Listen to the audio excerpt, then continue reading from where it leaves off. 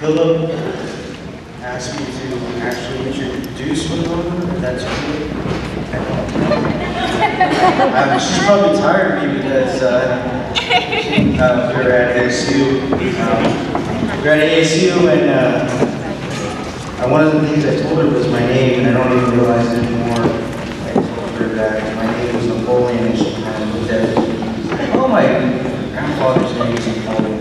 When I first got exposed to Winona, she said something that kind of stuck with me. It was that you wake up Indian and you go to sleep Indian. And so that's something that always stuck with me. When Winona said that you wake up Indian and you go to sleep Indian. These struggles continue wherever you are.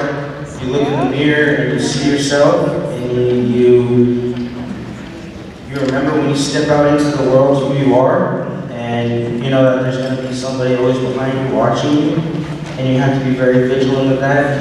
You have to be very open. You have to be very strong. You know, environmental justice activists, and for Indigenous people, really that means defending the sacred. You can call it whatever it is, but every patch of this so-called United States, there's been some territory that's been invaded, and it's over some sacred land. And you might not notice it, but people will tell you, elders will tell you how the importance of where you're at. Thank you. Mascot and thank you guys. How are y'all?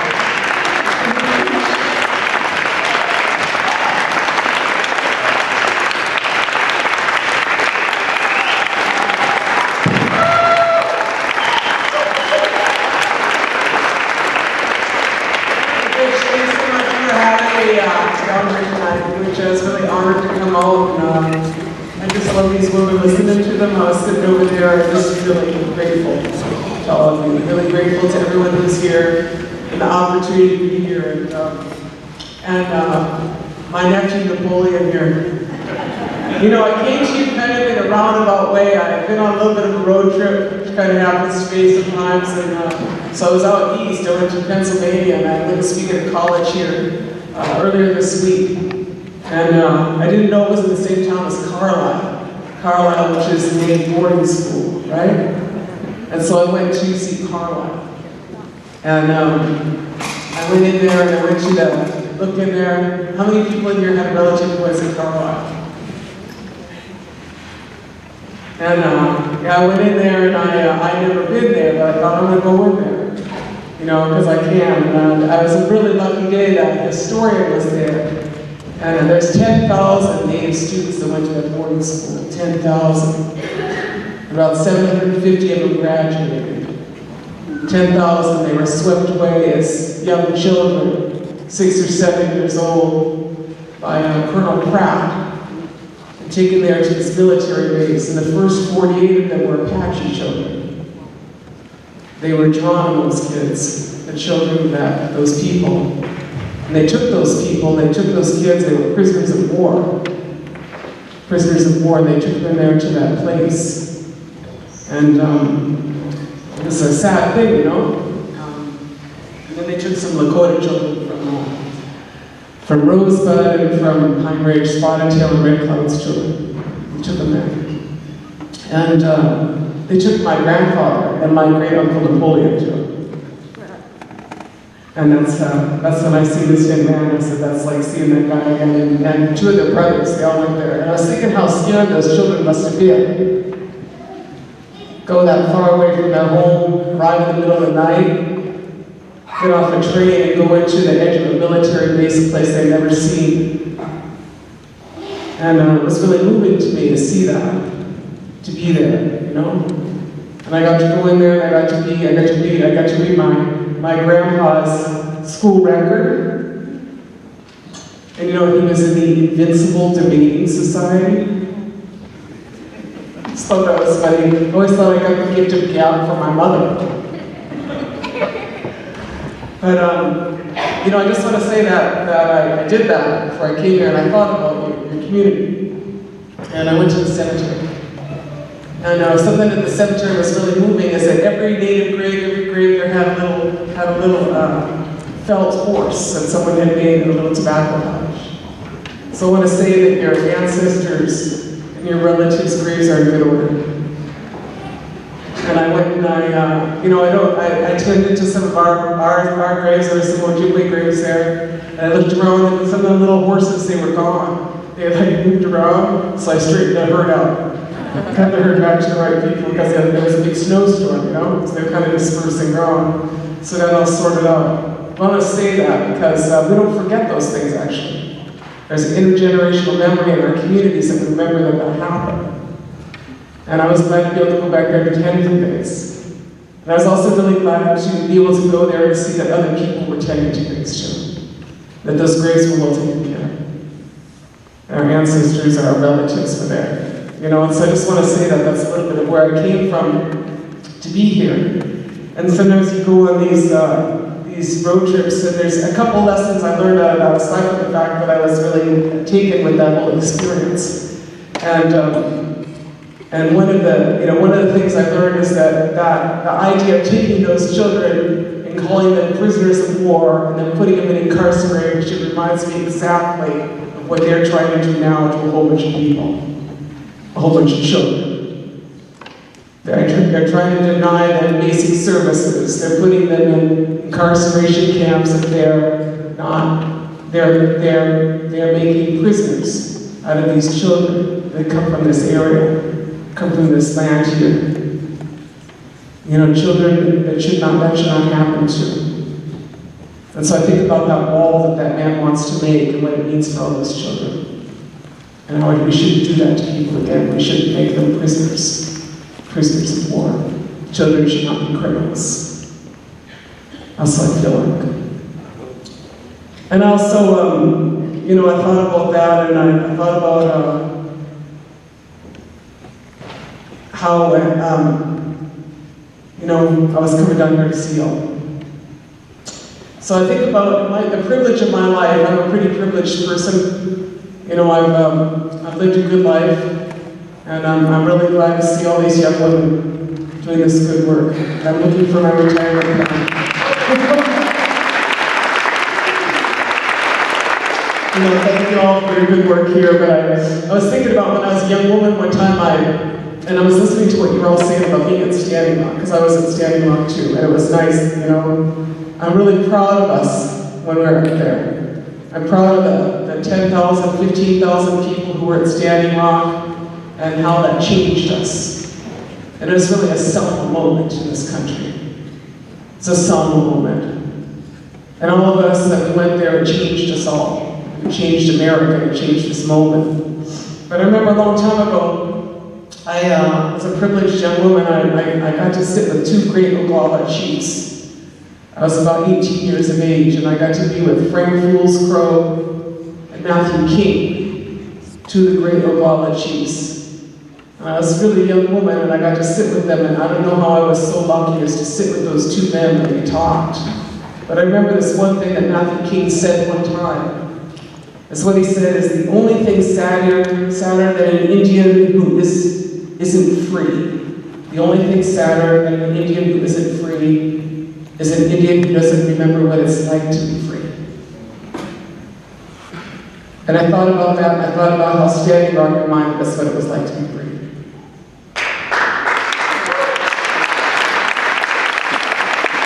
And so I'm at this point in my life where I'm asking the same questions a lot of you are asking.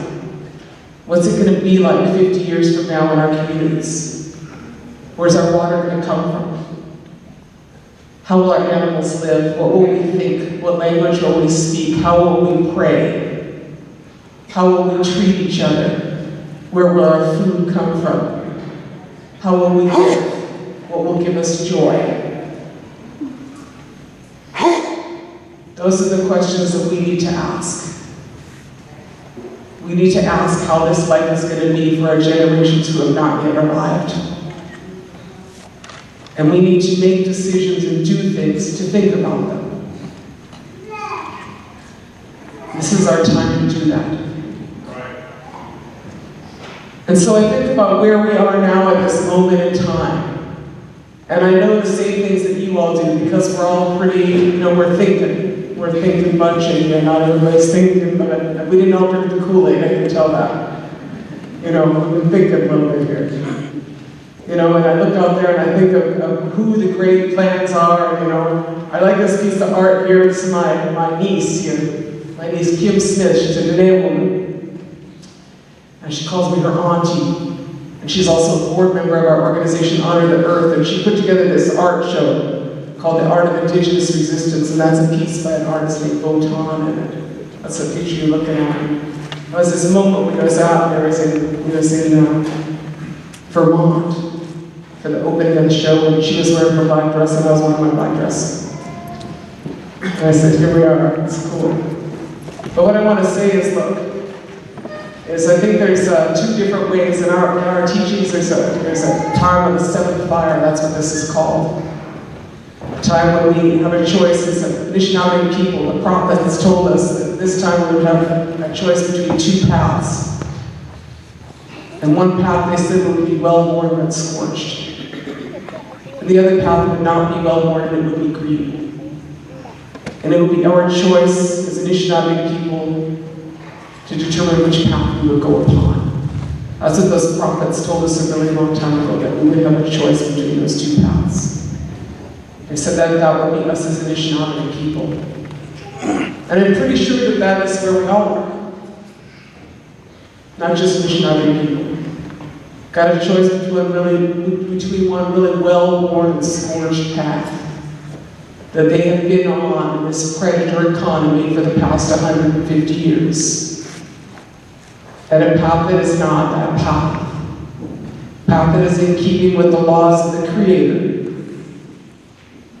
A path that is in keeping with our teachings. A path where we make peace with the earth and we restore things. We restore our covenant that we have with the Creator. Those are those two paths, and we must move. We must move. That's our time, that's our moment. I look out there at that guy they got in DC now. You know, he's not a very smart thinker. And he says he wants to make America great. That's the way he says. Want to show that next slide? This is where I live. That's where it's great. Up by the lake in the woods, going to my reservation. This is a little art of who we are. And I like showing that art because a lot of times they say that when I was a student, if you want to study the art from Europe, you went to the Fine Arts Department. If you wanted to study the art from Indigenous communities, you went to anthropology. That's what it was like at Harvard University, but that's what it's like everywhere. There's some idea that the valuation of what we know and how we think and how we live is not as good as stuff that comes from Europe and stuff that comes from science and technology. And what I'm going to suggest is that it's quite possible that the paradigm that got us into this is not going to get us out. We're going to need about 1 ounce of and I feel like it is time for a plan that I would call it the Sitting Bull plan. It's a little more enlightened than the Trump plan. And it talks about when America was great again. So I'm going to talk about that. You want to go through a couple here, my pal? This is when America was great, when there was 8,000 varieties of corn. That's when America was great. Tremendous agro-biodiversity, and we fed our people, and our food was not poisoned. It was not covered with things called side. That's when America was great, and none of that was made by Monsanto. That was the hands of Native people. A lot of that was Indigenous women, because Indigenous women are really good, wherever they are in the world, figuring out which seeds to keep. Because they know how to cook it, they know how long it lasts, the field, they know how it tastes. Those are pretty good indicators of why you want to keep a plant, you know? How things. So that's when America was great, 8,000 varieties of corn. America was great when there's 250 species of grass in the northern plains. Tremendous biodiversity. That's when America was great. And when there was 50 million buffalo, that's when America was great. When there was billions of passenger pigeons that traversed the sky until it darkened for day after day after day.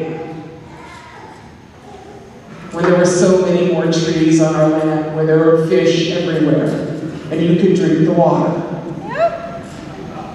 When you could dig down a little bit, get some water for your animal, the spring would fill. That's when America was great. And we are not people who suffer from ecological amnesia. We don't forget. You know, some people in this country, they forgot what it was like when you could drink the water there, or when there were some trees there. Or maybe when the mountain was there. They forgot that. We'll forget that. We'll forget that. We're not going to forget that. We don't want to be the people that forget those things.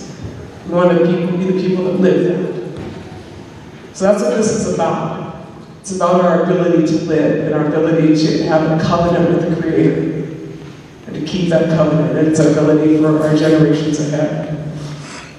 So I'll tell you a little story. My community, northern Minnesota, we don't have any oil. We kind of live in peace, we got a lot of wildlife, so cool. We like our life. One day, a company called Enbridge announced they want to throw a pipeline across right by our largest wild rice lake. Mother lode of wild rice, the only place in the world that grows. It's our territory. It's our sacred food. And they said they want to throw a 640,000 barrel per day pipeline, carrying fracked oil out of North Dakota, the Bakken brownfields. They want to throw it across our territory. I know anything about pipelines. To be honest with you, I'm not actually opposed to pipelines. I really like water and sewer. I think those are cool. I still like to do pipelines. You know, it's not the pipeline that's the problem, it's what's in it. Who it's serving, right? So we organized ourselves. It wasn't just the Native people, it was all the non-Native people too. You know, all our neighbors went out and worked together. We said it's not a good idea. We challenged the company, single largest pipeline company in North America, Enbridge, Canadian Corporation, challenged them 4 years. Ceremonies, rode our horses, intervened in the regulatory process. I agree, the system does not work. We tried everything. Court case, court ruled that they had to do an environmental impact statement, the Enbridge company. We battled them for 4 years, it cost them $600 million. Then one day, August 2nd of last year, they announced that they were going to withdraw all of their requests, all of their permit applications for that pipeline.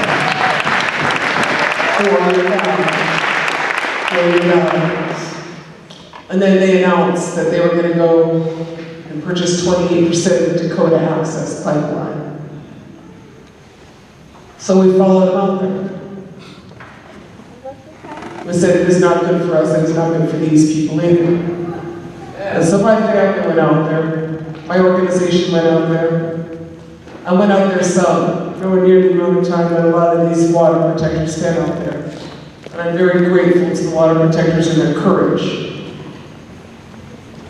Their courage. I had horses out there. Our family had a teepee out there. My sister stayed out there most of the time. My animals were out there. Children were out there. You know, we stood with those people. And y'all know what it looked like. Go through some of these pictures. That's when they put the dogs on us. That's when they sprayed our people in the river. That's when they brought out the MRAP. You know, that's what happens, and that's what's happening all over this country. They're really busy surplusing military equipment to police departments. And when you surplus military equipment to police departments end up with things that they shouldn't use on people. Like an MRAP, mine-resistant armored personnel carrier. To the best of my knowledge, there are no landmines in North Dakota that would require an MRAP. Right? So, you know, this is what it looked like there when our people were leaving. That was good, and that's when our people left. I was not there that day. I was with LaDonna Allard from Sacred Stone Camp the day that the Ocheta camp was You're forced out of there. I wrote a story about that because they accused our people of leaving a lot of garbage there.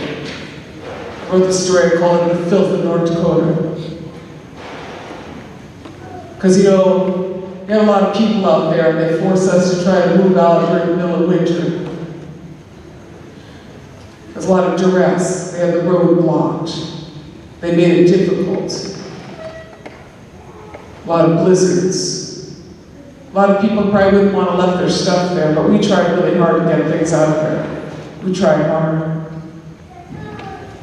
You know? And then they bulldozed the rest of it and they threw away, I heard, about 10,000 pounds of food that people could eat. In those communities that never had nothing, you know, didn't have enough food. But just to be spiteful, they did that too. And I feel like that, you know, we call North Dakota the Deep North. That's what we call it. The Mississippi of the North. And I think that anybody that watched what was going on out there saw that happening. And what happened out there, you know, was wrong. That's not the first time this happened. It's been going on for a long time out there because no one paid attention to North Dakota. And so oil companies came to run that state. They run it, they own it. And Native people are treated like third-class citizens out there. But nobody saw that until this time. And so, you know, we'd like some justice. I'd like justice for Standing Rock. I'd like justice for our people. You know what's so wrong about that? There's a lot of things that's wrong about that, but there was no need for that pipeline. It's all about greed, it's all about hate. That's what it's about. That's just why I say, you know, I don't want to get all geeky. I'm going to give you this short lecture, but just put it this way. Average fracking well lasts 4 years, 5 years tops, because it's the bottom of the barrel and it's extreme extraction, like everything they're doing now in this country. Just like that copper mine here. We have a copper mine proposal in northern Minnesota at 0.072% ore. Means 1 million tons of waste for a ton of ore. That's what you call the bottom of the barrel. You know what I'm saying? That's like scraping the bottom. Same thing here. Scraping the bottom. But that's what they're doing up in North Dakota. They're scraping the bottom and blowing it up and taking that oil out. But a couple of years ago, the Bakken busted. It busted. Average well lasts about 5 years, and there's an 85% drop in drilling rigs in the Bakken. 85%. The boom is busted. 13,000 people are laid off. The man camps are empty. Right now, there's 900,000 barrels a day of oil coming out of the Bakken. 900,000 barrels of toxic oil coming out of the Bakken. And in 2019, they predict that there's going to be 900,000 barrels of oil coming out of the Bakken. There's no boom in production. Why am I telling you this? The point is that where do you get the oil for a 570,000 barrel a day pipeline? This year, to 2019, the same amount of oil. I don't know how they're going to fill that line. That line was not about need, it was about greed. That's what this is all about. It's all about greed. It's all about hate. And so to me, what justice looks like is pretty simple. If you took the $3.9 billion that they spent on the Dalpa pipeline, you could get 62,000 photovoltaic units for the houses in North Dakota and elsewhere. 5 kilowatts each, and 323 2-megawatt wind turbines. And 160,000 solar heaters. Like, what's this all about? Energy? You want to spend $3.9 billion on a piece of pipe that nobody wants, or you want to have energy self-sufficiency for people. That's what justice looks like. You know, justice looks like the people of Standing Rock don't have a 50-year-old clinic. They get a new clinic. Justice for Standing Rock looks like their road 1806 has a shoulder on it.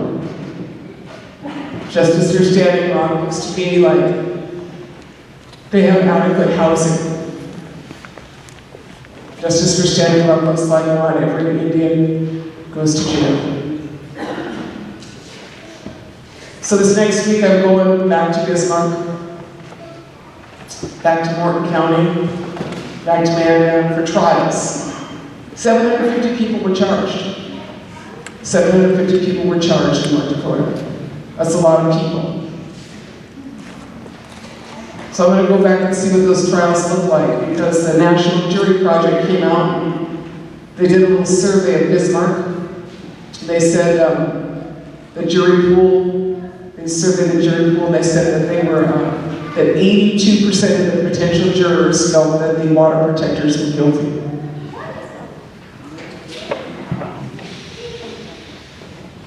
Did I tell you that we call it the Deep North? So what I want to say is this. If you have people who were arrested, or if you know people who were arrested, or some of your groups, your church groups or whatever can join, we're asking you to make some freedom rider trips to North Dakota. I think people should go to those courts and sit there and watch those juries, watch those judges deliberate, and say, are we going to go hold you accountable for justice, North Dakota? We're going to hold you accountable for justice. Because this is the trial, but this is about the trial of the rights of corporations versus the rights of people. That's what this is about. And this is not just about Standing Rock and the Dakota Access Pipeline. This is about where is America going. If the rights of corporations continue to supersede the rights of people, we will not survive. Nor will our water. Nor will our relatives, whether they have wings or fins or roots or paws. They will not survive. And so we have to stand. We have to summon up our courage like those water protectors did. We have to continue to be those people. And how I know that's all going to work out for us is a few things. I'm a grandma. I'm going to go with about 10 kids who call me grandma. Sometimes there's more. A lot of kids in my community need a grandma. Because a lot of the other Indian women here know that our life expectancy is not very long. And so I've lost a lot of women in my age group already. A lot of them no longer have grandmothers. So one day I was sitting there writing at my little old kitchen table, trying to be all smart on my computer. I was just busy writing away. And my grandson says, look, Granny, look, Granny. And I look up, and there's 3 grandsons. One has on my Dapple helmet, which is a snowmobile helmet with stickers on it, including a really cool red hand from the Left Hand Brewery in Longmont, Colorado. It's a red hand that looks cool. And one has on a gas mask. And the third has on a bandana. And they all have something in their hand that they are holding. And they say, look, Granny, we're the water protectors. So,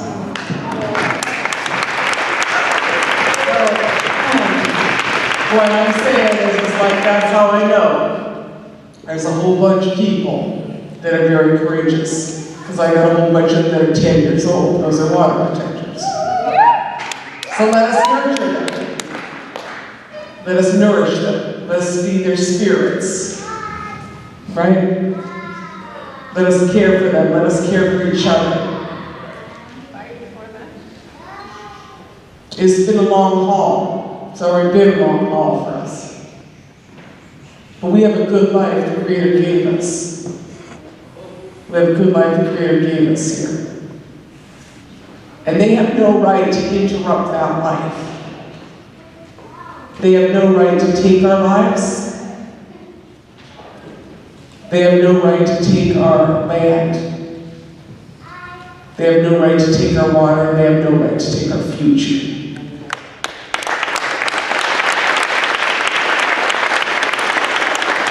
In our community, Enbridge came back and announced another pipeline we was expecting. My first meeting with them early in the year, I said, I was at this meeting and it's kind of a small venue, but I said, look, someone asked me to say something. I said, I got a question for you, Enbridge.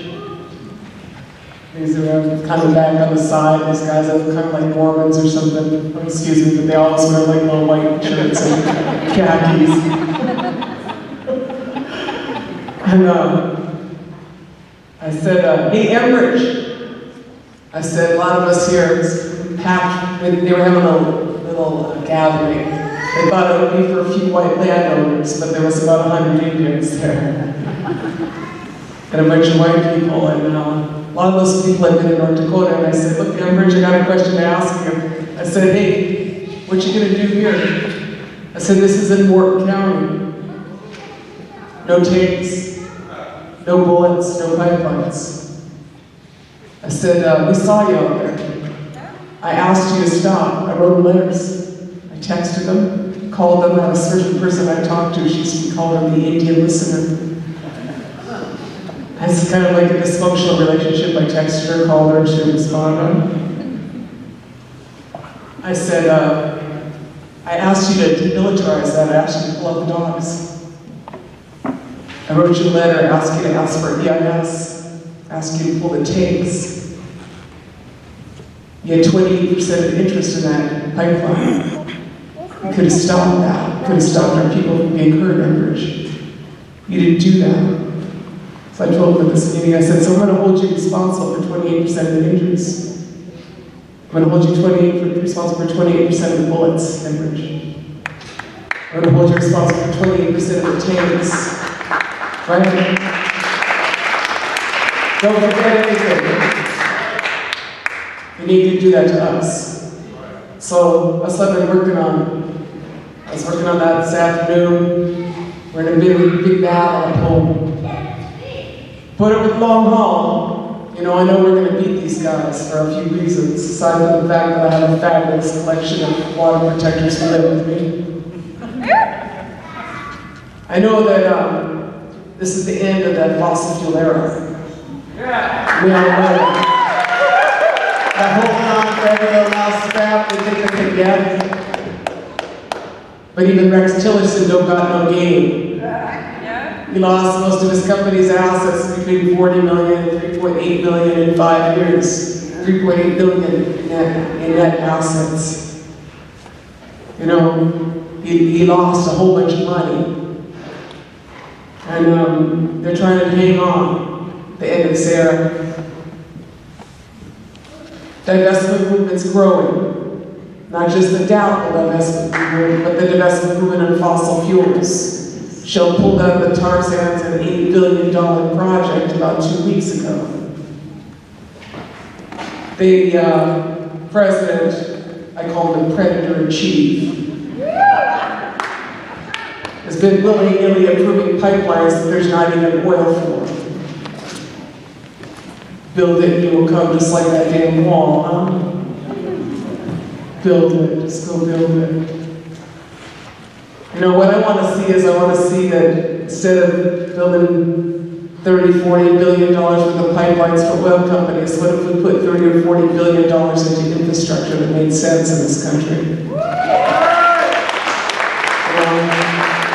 I gotta say, it looks like you got enough roads, I don't know why you need another road. What's that, a 6-lane highway I drove here? I ain't never seen such a big highway in my whole life. I was like terrifying us to be on the road here. That's like crazy car culture, huh? We need to move towards that other path. Why don't you flip ahead? There's my sister. She's scarier than me. No, that's not my sister. That's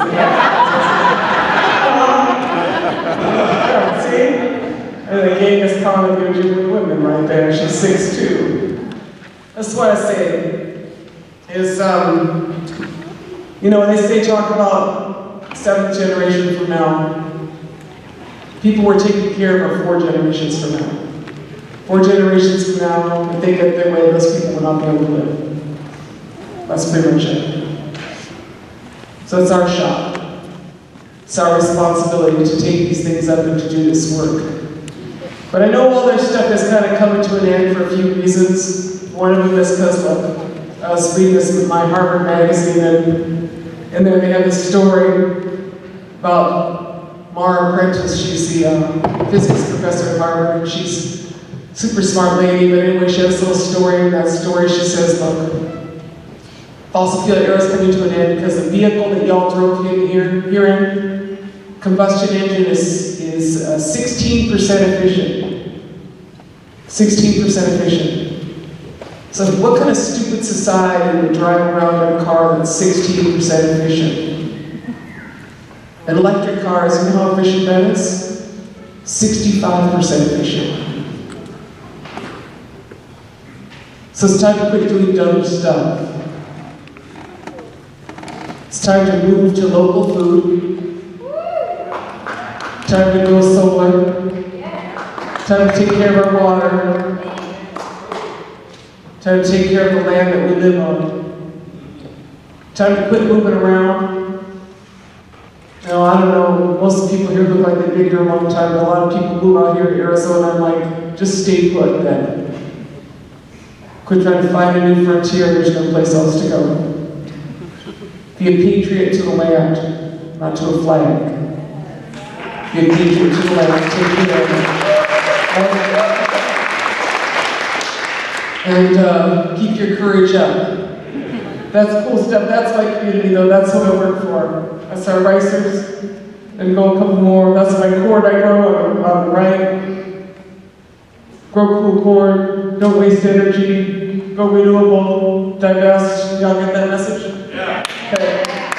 This is my community. Go back one. They did a film on it last year called The Seventh Fire. Our village of Pine Point. It's a community that nothing ever trickled down to. And kind of tough film. So we looked at that film, we didn't like it, so we decided to change our village. Instead of our tagged up village, that's what we did to our tagged up garage. Next one here, a solar at my house. Next one, solar thermal forest community on my reservation. That's what we did. Next one, painted that house too, huh? Isn't that cool? Next one, that's our water tower.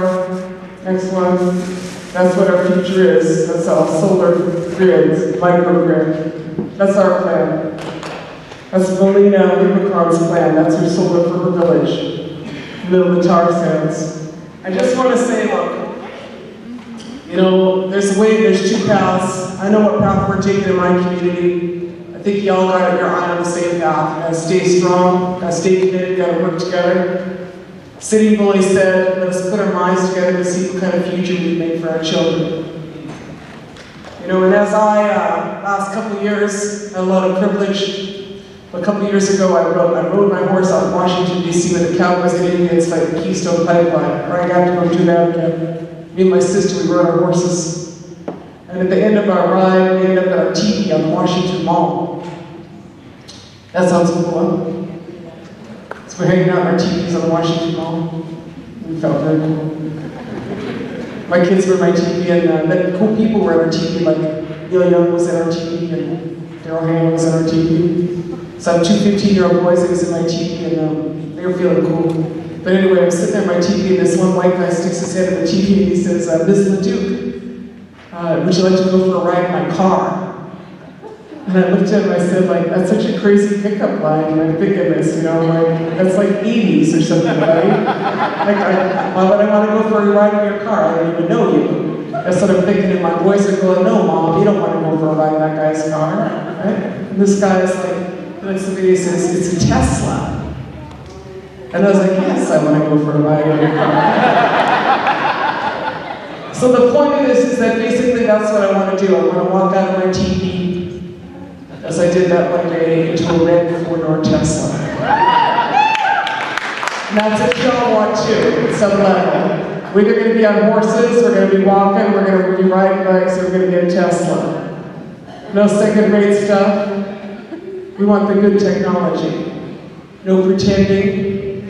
We got the chance to do this. And we're the ones who are going to. You know, the time is now. I'm going to leave you with one last quote. my friend, my nephew, Nick Tilson, at Thunder Valley Community Development Corporation. I was reading their annual report a couple years ago, and I had seen this quote in there, and I called him up. I said, Nick, can I use that quote? And he said, yeah, Auntie, but let me tell you where it come from. That's what he told me. I'll tell you the quote. He said, there's a bunch of us Oglala men. We were outside of our sweat, getting ready to go in. And we were kind of talking smack. So he said, we were kind of talking smack. It was like, this, tribal council didn't do this person didn't do that, just talking like that. I just say that because I think every Native person here knows that sometimes Indians talk smack. But get ready to go in their sweat lodge, right? They're gonna go in, and they go in that lodge, and they said, this is what he said. He said, the spirit came into the lodge, and the spirit said this. So that's the quote. He said, that's where the quote came from. The spirit said it. They said, that spirit said, how long are you gonna let others determine the future for your children? Are we not warriors? When our ancestors went into battle, they did not know what the consequences were gonna be. All they knew is that if they did nothing, things would not go well for their children. Do not operate out of a place of fear. Operate out of a place of hope. Because with hope, everything is possible. Time is now, movement's here. We wish you.